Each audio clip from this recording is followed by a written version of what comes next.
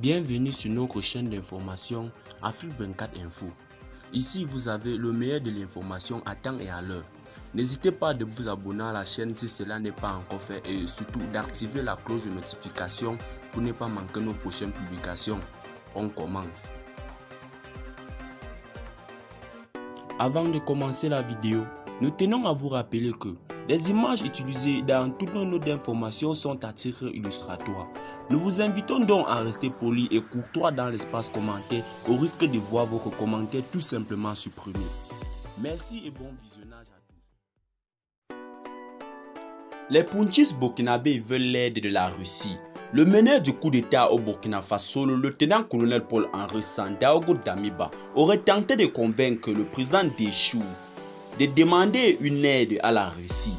C'est ce que révèle le journal en ligne américain The Daily Beast. Le meneur du coup d'État au Burkina Faso a-t-il tenté en vain de persuader l'ancien président du Burkina Faso, Roch-Marc Christian Kaboré, de faire venir des mercenaires russes au Burkina Faso avant de le renverser? C'est en tout cas ce que révèle un article du journal en ligne américain The Daily Beast.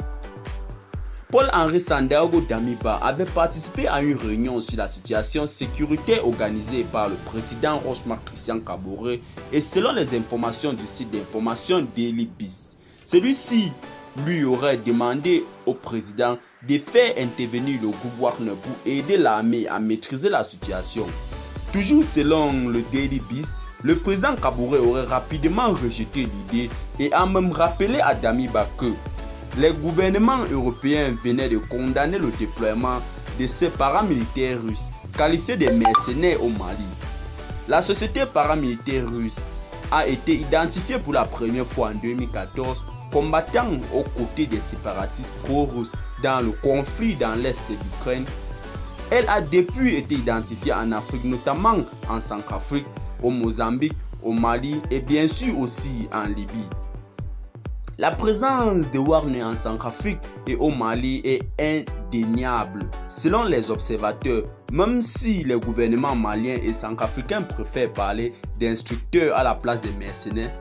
Le Mali n'était que la partie visible de l'iceberg.